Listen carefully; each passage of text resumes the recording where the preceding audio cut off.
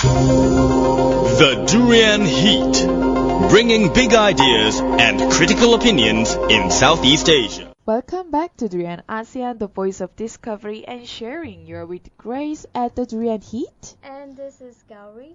Hi, we'll be discussing on the recent ASEAN summit that I just finished last week. And of course, they had lot of summits, related summits. Of course, not only ASEAN summit, which we'll be talking about very soon. So first, before we talk about it, how was it overall, Gowri, from the ASEAN summit? I mean, you attended a few summits there before. Yes, I think it was definitely a very exciting event because all the 10 prime ministers from all the 10 states were down here. And not just from all the ASEAN countries, you also had state leaders from Japan, from India, and of course the highlight was definitely Mr. Barack Obama, who flew down all the way from the United States. And most of the meetings were, of course, closed down. We didn't really get to attend. And we were really excited to just even get a glimpse of the state leaders passing by, trying to get a picture, trying to get videos of them. But overall, I think it was still done pretty much at a ministerial level. I think for most Malaysians, besides knowing that the roads were closed for the ASEAN summit, they don't really know what really happened right there at the summit. That's true. I can agree with you, Gowri, on that, because when I used the Uber to travel to attend this ASEAN summit, right. And what happened was Uber drivers, they were just simply asking me like, "Oh, what's happening there? I know there's ASEAN something, but then what's going on?" And then I had to explain to them this is something that is very important for all these 10 nations and so on. So,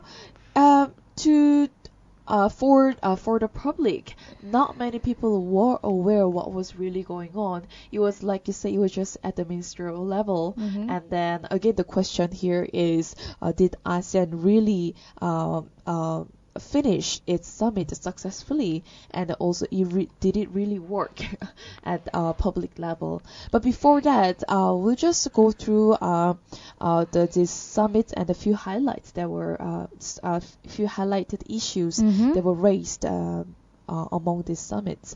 And one of them, I will say, I attended this summit called ASEAN Youth Leaders Summit 2015, and it was held at PWTC from Wednesday to Friday last week. And it was pretty productive and also fruitful summits, and also a lot of delegates from Southeast Asia. I would say over 2,000 people there, and there were plenary sessions, discussions, workshop, and activities that were held within 3 days. So it was a very tight schedule. We had to wake up at about 8:30 in the morning and attend the plenary session straight away. And they also invited high-profile speakers from Malaysia. So they were giving us a very good insight, and especially touching on the youth concerns when it comes to ASEAN as to become the whole community.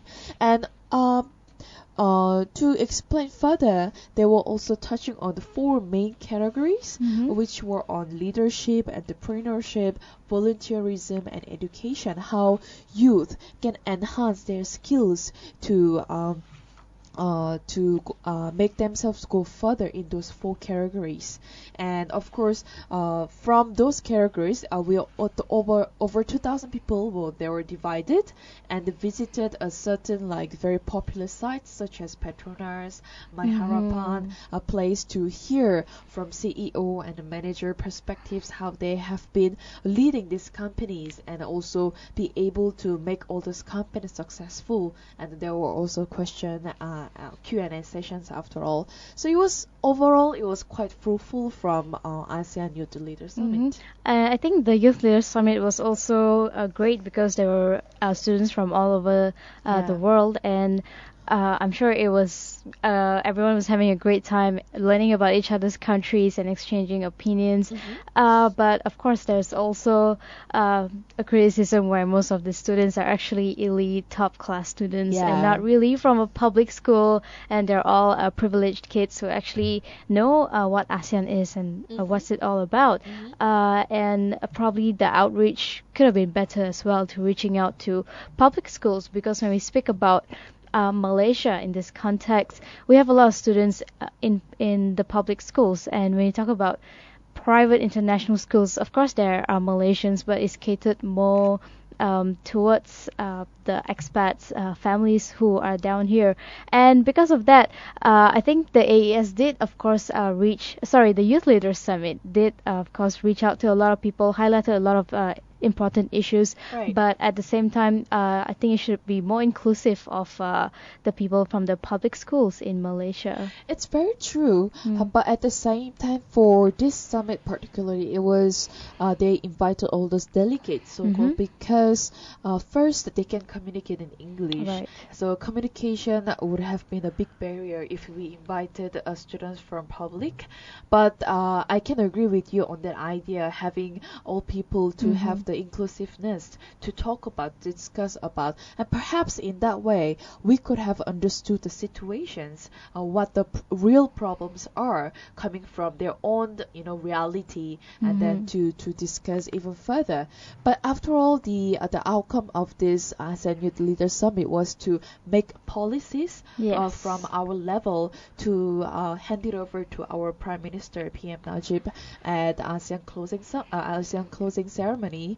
And I witnessed it and hope that he hears what we really wanted to say, and then implement those policies in the future, summits or other activities, and for even to outreach to rural areas eventually, for sure. I think the Malaysian youth, or even the ASEAN youth, we have been to a couple of ASEAN countries, especially Philippines. The youth community, actually, they are quite active in terms of leadership programs and trying to see how they can leverage from ASEAN, from the AEC, and they are aware about all these things. And I think it's great that I think Malaysia actually had our first Youth Leader Summit this year, which is definitely a huge achievement, and also thanks to our Minister of Youth and Sports. And that has brought a lot of people from so many countries together, and it may not have reached out to a lot of people, but definitely a lot of people were present there, and I'm pretty sure everyone interacted and still exchanged ideas, and even during the Q&A session we could see the lines were full, and so many people had burning questions about ASEAN, and to see how themselves they can use this as a leverage for them for further success in their business or education. For sure. So talking about business, right, it comes to perhaps talking about entrepreneurship as well, and we can also mention about the one AES that also you attended, and there were so many events held under one AES, starting from food trucks, food entrepreneur, and also young entrepreneur leadership, as well as perhaps touching on the creative industry as well. So what are the takes from them, and then did they really touch on the issues and also bring all those people together to get to know each other in terms of networking, raising issues and helping out each other? So what was the overall outcome from one AES? I think the best thing about AES, which is actually the One ASEAN Entrepreneurship Summit 2015, was that they focused a lot on startups, which is definitely relevant to the youth at the moment. I think most people that you know right now are probably thinking of quitting their job and starting up a company, and a lot of people have actually even done that. They managed to take that leap of faith, and they know what they want to do, and they founded a company, and at the age of 25 they're like the CEO or COO of their own company, which started out as really small, and trying to get it really big. And they invited a lot of different companies, organizers to talk about the startup culture and how the youth today can make use of it. And then also, of course, they had the ASEAN Young Food Entrepreneurs, which also attracted a lot of young people, mostly because it's food and everyone can relate to it, I guess. And also the food truck culture, which is sort of like the in thing right now at this moment. And they also invited a few people from different countries to share their experiences, I think from Thailand, from Indonesia, and also we had a speaker from Malaysia. Interesting. And besides that, they also had different topics like funding, social enterprise, marketing, entrepreneurship. There was also an event on fashion, creative arts. I think it pretty much covered all the aspects that the youngsters today are interested and passionate about. Yeah, but did you see any problems from all these summits? Let's say one of the problems they raised when it comes to entrepreneurship to start their own company was mainly the finance issues, how to manage their team members, or perhaps how to sustain their companies after they start. I think the biggest question raised was, how can I get the idea? Right. And that was the question that most people ask, because I think most of them want to do something, but they don't know how to start or where to start. So usually the first few questions is always about, how do I know if this idea is right, or how do I know if this is gonna work? And I think the answer given was, well, you just have to try, and if you fail, try again. That's the best way to actually figure it out. And I think most of the speakers also stress that your products have to be different. You need to, there can be like 10 different food trucks out there selling Maggi mee or whatever it is. But what makes you different, and what makes people want to come to you and learn? And I think other than that, there was also a fashion like Project Runway style event happening called the Fashion Makers Lab, where the participants actually have to get into groups and design their outfits in a given time.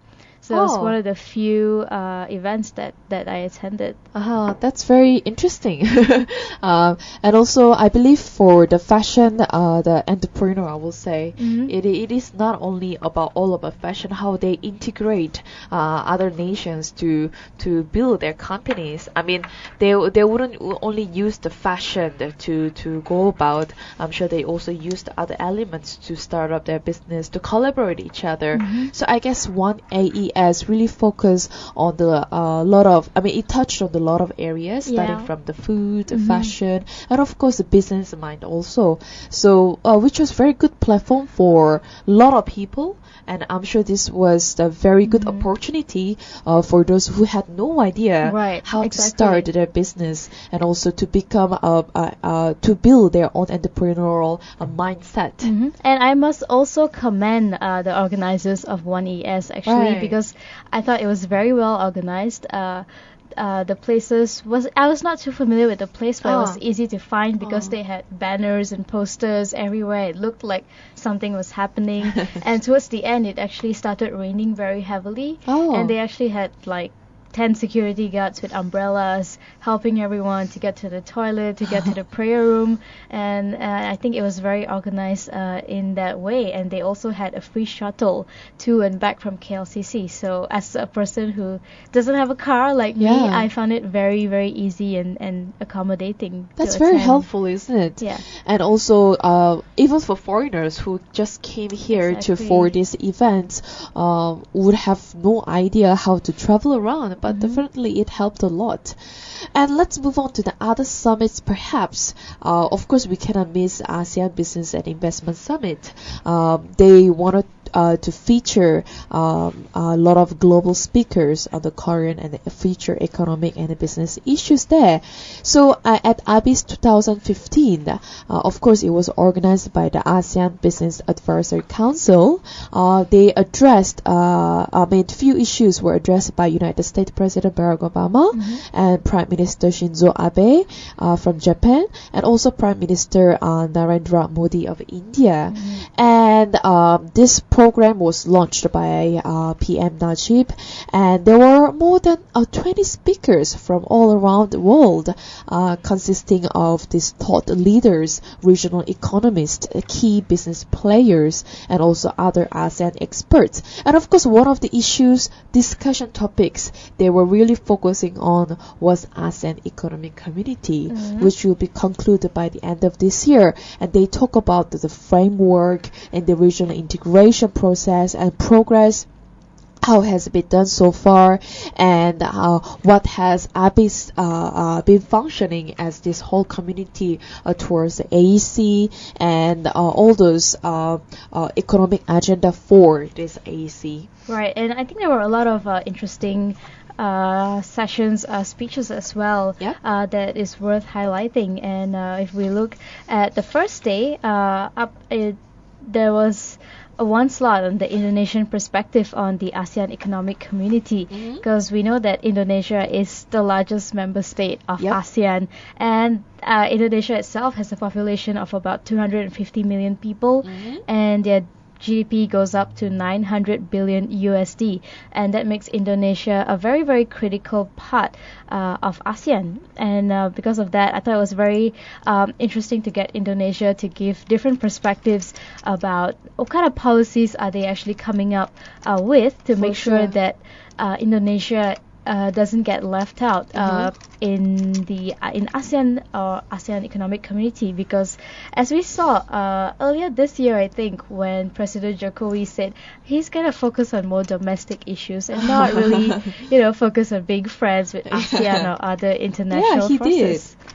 Right, and the second day, there's a few interesting speeches as well, and one of them is the digital leap. What's in it for the youth. Right. I think digitalization is also sort of changing the entire global landscape, and everything is digital and technology these days. Yes, and, for sure. I think in certain remote countries, when the internet is not available, or there's not much resources available for the youth in the country, it makes it a bit difficult for them to keep up. But it's a very crucial aspect of ASEAN, especially I think, if I remember correctly, more than 60% of ASEAN's population is actually under 35 years old, as mentioned by our state leaders during the summit. And another one of my favorite speech is actually the phenomenon of urbanization, whether ASEAN is ready or not. Because speaking of urbanization as well, we know that the world is changing once again, and ASEAN's population, we have a very emerging middle class society coming up, and they have more buying power and whatnot. But I mean, we talk about urbanization, can the government actually cater to that with new houses, education, job opportunities? And this is where AEC comes in as well, to make it easier for everyone to mobilize among the 10 nations. Yes. So these are the just a quick overview of ASEAN summits, but we can continue this discussion after this short break, so stay tuned with us. The Durian Heat, bringing big ideas and critical opinions in Southeast Asia. Welcome back to Durian ASEAN, the voice of discovery and sharing. You're at the Durian Heat with Grace. And you're with Gowri. So we've been discussing on the ASEAN Summit, post-ASEAN Summit, what happened there. So we addressed certain issues and also a few summits that we attended, starting from ASEAN Youth Leaders, one AES, ASEAN Entrepreneur Summit, as well as ASEAN Business and Investment Summit. And for ABIS, of course, there were two reports that were released already, and one already presented at the ASEAN Back Dialogue with ASEAN leaders, which was held in April this year.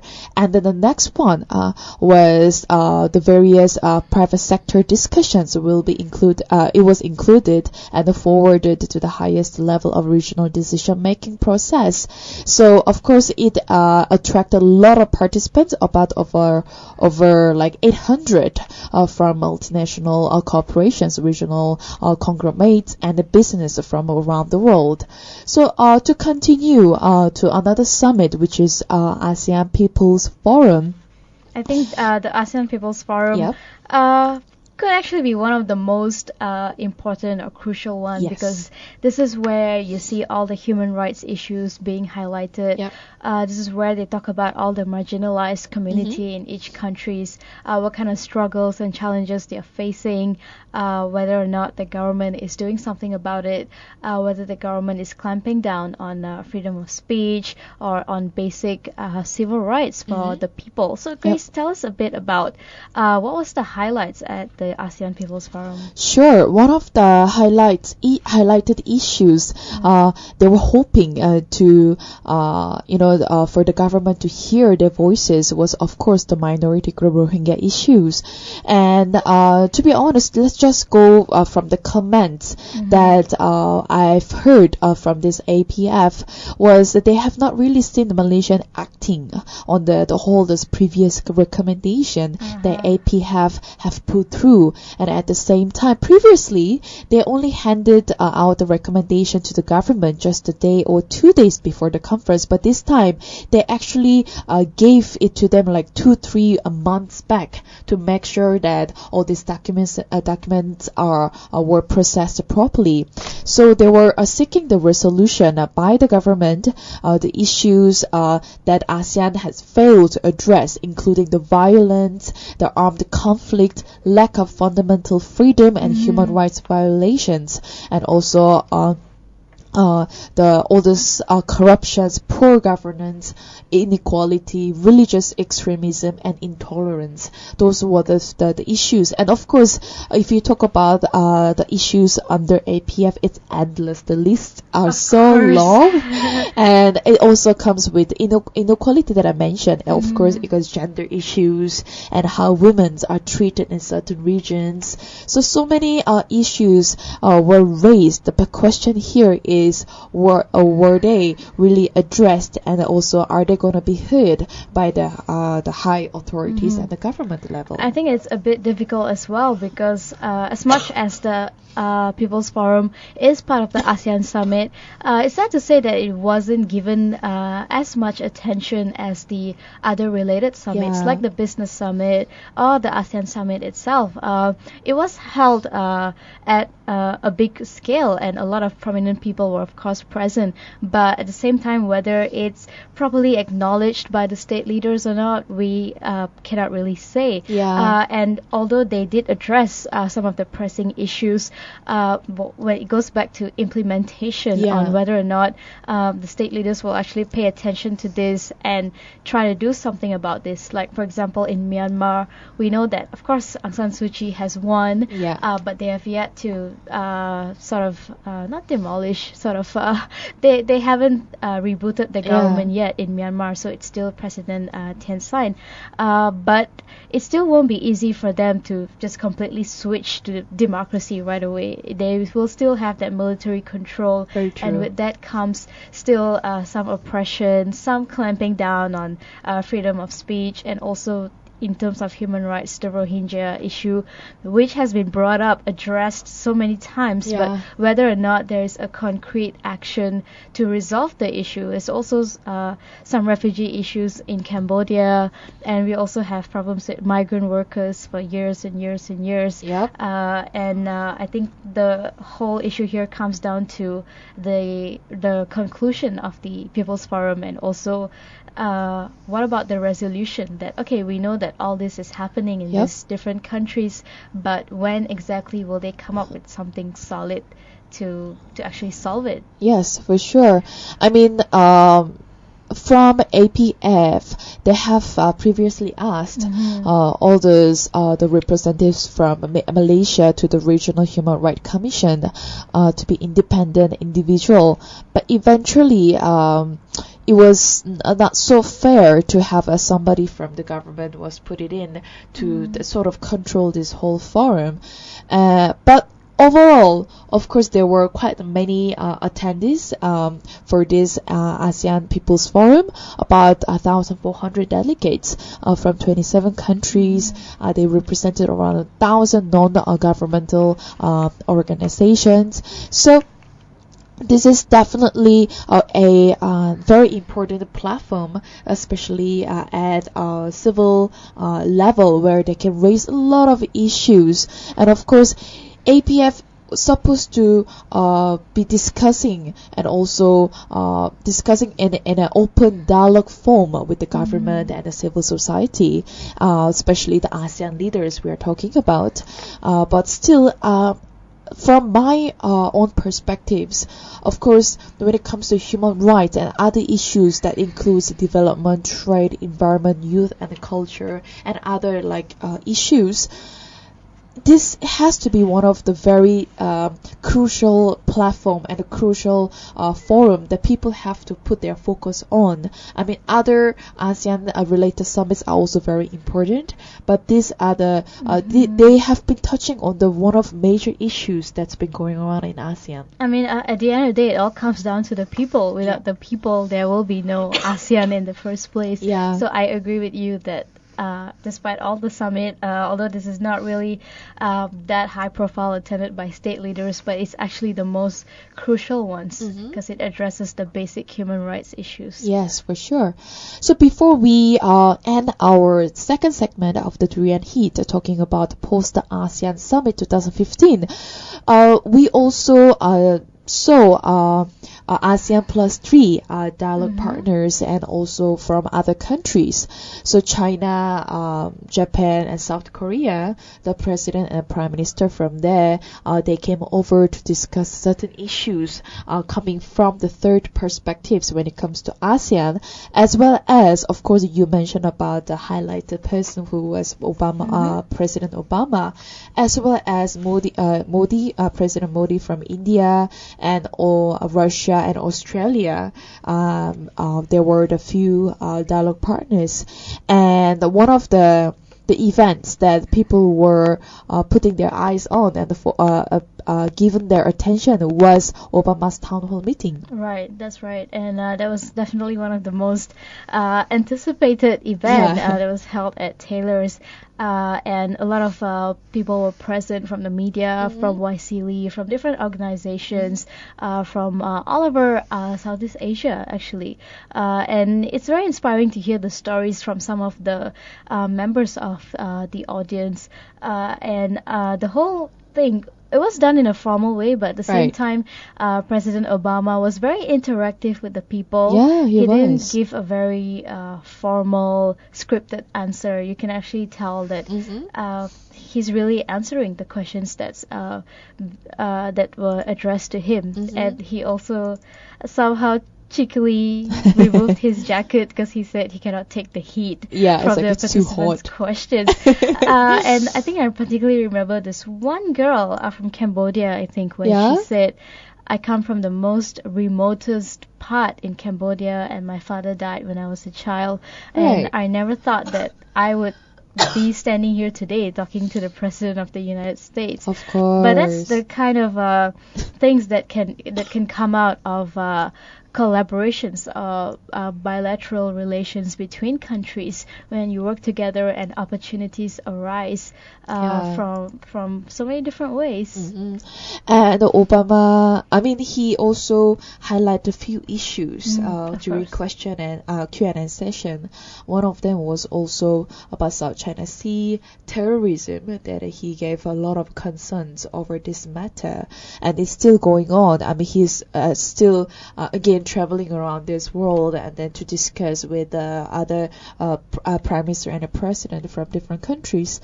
So when it comes to Obama's town hall meeting, I would say it was very fruitful, and he brought himself to our level to talk about it. He didn't use such the big jargon or terms, but he really broke down these terms for us to understand, and also to really raise and tackle these issues properly. And of course, after that, there was one post that went really viral, and it's coming coming from Malaysian Mm-hmm. a representative that he asked about certain issues. Yes, he actually asked about the political situation in Malaysia at the moment and about injustice as well. Yeah. And he hoped that President Obama could bring this up to our Prime Minister Najib. But I think there were a lot of people who also criticized him, saying that, oh, if I had like 10 seconds to ask Obama a question, I would ask him something better. But for me, I think that he's so brave to actually voice out what every Malaysian was probably thinking at that point. And another important question was asked from this woman from Indonesia, where she asked about the climate change. And she said That's that important. she's most of them are entrepreneurs, not political leaders or Right. politicians. So what about what's happening with the climate change at the moment? And I think Obama agreed with her that climate change is definitely having a very devastating effect on in the world right now, and because of that, he is working together with a lot of different countries and trying to get all of them to set targets so that they can reduce all this carbon emissions, which is the main cause of climate change. And of course, probably not every country will be on board, and not every country can adopt the same law, but he will try to see what they can do to make sure that they can at least meet at a common ground. Yes, for sure. So, other than Obama's speech and also at his press conference, there were also other press conferences that were held. One of them was Shinzo Abe, who is the Prime Minister of Japan. He particularly showed his concern over terrorism as well as South China Sea. Also, not to forget about TPP.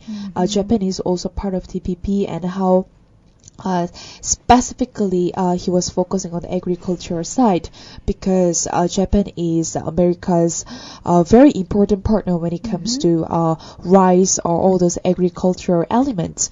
So there were also questions about what will be the impact on the farmers, all this whole industry after Right. TPP is signed and concluded eventually.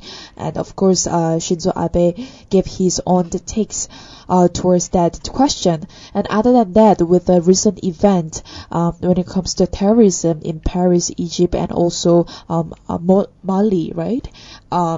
He was expressing his concern and also the condolence to the victims about how ASEAN as Japan being a +3 can help and also collaborate in terms of strengthening the political security, as well as hold the security to make sure that we can prevent from this terrorism, and also perhaps we can have the sort of conversation with these people from ISIS or other the groups that have been attacking all those areas. And other areas he also touched was the economic growth, that he was really focusing on the global economic growth, where generally overall the whole economy is sort of falling, but with his Abenomic, his own term, the economics that he has expressed, that he really wanted to focus on the internal economic first, then perhaps move regionally further to focus more on certain areas. Right. I think TPP was one of the highlights of President Obama's visit to Malaysia, and he spent a lot of time. I think his speech was mostly focused on TPP when he addressed the crowd. And whether or not it will be good for Malaysia, I think we're still not too keen on TPP, and a lot of Malaysians are still protesting against it. But it could have its pros and cons for sure. And if the cons actually weigh out the pros, then probably it's best for us to not be a part of TPP. Yeah. Well, to continue from there, of course, we don't forget the India President Modi. His main aim was to create jobs for more than this billion young hands in India, and in order to do this, he mentioned that the share of manufacturing must reach around 25% in their GDP. And he was adding that this campaign, it was already launched, called Make in India, and as the government is aggressively working on this doing business up front.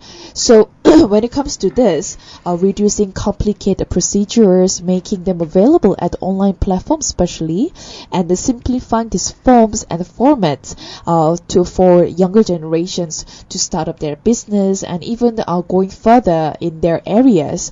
And also the India jumping up to 12 ranks in the recent World Bank Ease of Doing Business report of 2016. So he's also aiming to push India even further to make sure that there's a boost in economic growth. And a lot of the issues and also the areas that the Modi has touched as well. And because India is also very diverse, and a lot of economic influx that has been going on. That was his concern. But he said the government is pretty committed to restore this credibility in the process of allocation of this economic growth, as well as talking about natural resources as well. Mm-hmm. And I think in order to conclude that, it's great to see so many prime ministers and presidents from different countries coming together, really showing their commitment towards ASEAN. And I think people always question whether ASEAN has the political will to do this, to do that. And I think all this signing shows that we do have that political will, and we do want to enhance our bilateral relations with all these different countries, even not just within ASEAN, but with ASEAN +3. Yes.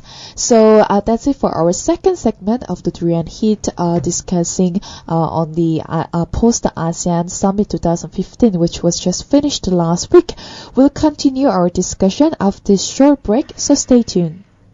The Durian Heat, bringing big ideas and critical opinions in Southeast Asia. Welcome back to Durian ASEAN.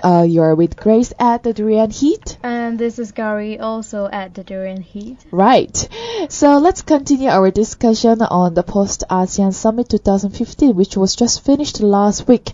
And we have touched on a few areas, starting with an overview of ASEAN Summit and related summits, as well as ASEAN leaders, what they have talked about, and also with dialogue partners from USA, Australia, India, South Korea, and of course China and Japan. Mm-hmm. So let's continue our discussion. Perhaps let's question, did ASEAN really surprise us? Did ASEAN do something for ASEAN, a whole community overall? And what's your take, Gowri, here? I think, did ASEAN surprise us or not?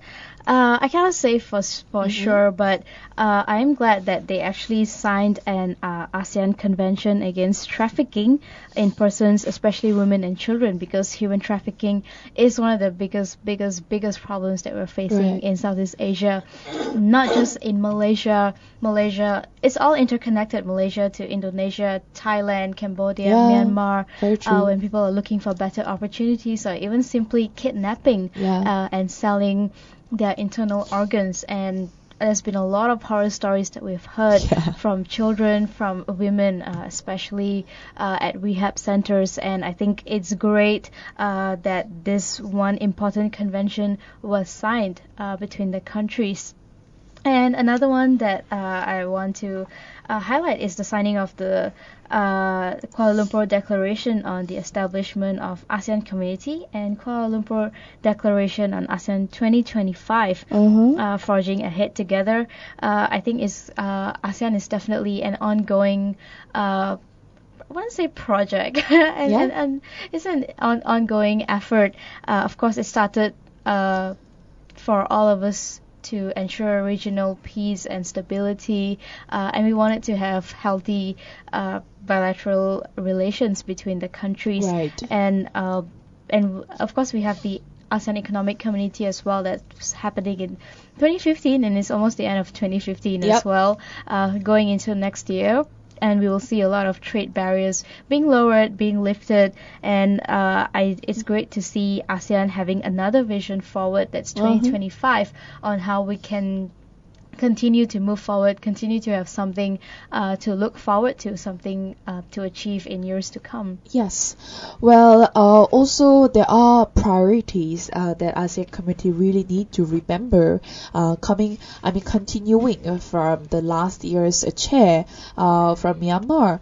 So there are a few, perhaps the 8 priorities that it is very important to just to remember, which are: first, to formally declare the establishment of ASEAN community, which is on the 31st of December this year, and also to develop the ASEAN community's post-2015 vision, to bring ASEAN closer to its peoples, to enhance the development of small and medium enterprises, to increase the trade and investment within ASEAN, to strengthen ASEAN's institutions, to promote regional peace and security, and to enhance ASEAN's role globally. So, like we mentioned before, the 27th ASEAN Summit was finished last year, and also Malaysia had symbolically handed over the chairmanship of ASEAN to Laos, which they will begin from next year, 2016. And of course, the new logo was already released, and with the theme. So a lot of expectations are there in Laos, and of course, Laos at this moment they want to step up from CLMV countries, from undeveloped countries there, where now the focus will be and attention will be there in Laos, as there will be a chair of ASEAN from 2016. And of course, there were a lot of declaration on the establishment of ASEAN community, and also a declaration on ASEAN 2025 as well. So signing of these 2 declaration was of course done way before, and they were symbolically signified during the ASEAN summit this year. And I think going back to what really matters, I think if you go to Facebook on our Durian ASEAN page, you will see a lot of people liking the photos and videos of ASEAN Summit, but there are also some who comment saying, what change is this going to bring? Right. How is ASEAN going to be any different? Are we still going to have floods? Are we still going to have haze? Are we still going to have Indonesian workers being abused in the country, Bangladeshi workers who are building the LRT stations? We know that it's not easy. It's not really that simple to come down and to say, okay, let's do this and there will be no more haze. When it involves different countries, it does take time. Unfortunately, we need time for the leaders to come together to discuss what they can do. It involves a lot of financial and economic factors as well when it comes to addressing these issues, and that's why it might take some time as well for them to see how exactly can they solve these problems, and then they have to sign a treaty, and then they have to implement it. And all of that does take time, but I think what's more important is whether or not were these issues brought up, and I think it was. And also another issue is definitely on security in ASEAN. With the ISIS threat looming, there were also some news about suicide bombers in KL that sort of freaked everyone out, saying don't go anywhere near KLCC. But I think thankfully nothing happened. It's probably just a scare for people to stay away from the ASEAN summit and whatnot. But hopefully we take it forward from here, all the issues that's already been addressed, and we have signed declarations and treaties, and hopefully it will be implemented, and it doesn't just stop there. It shouldn't stop there.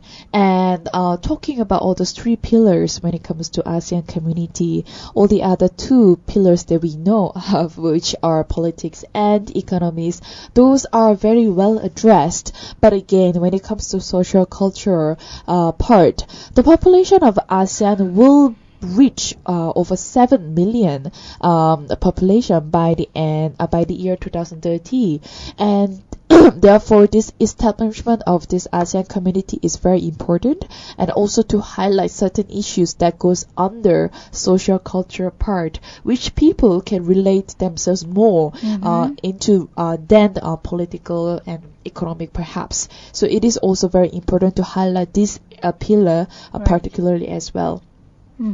So this year the theme was people-centered community and ASEAN.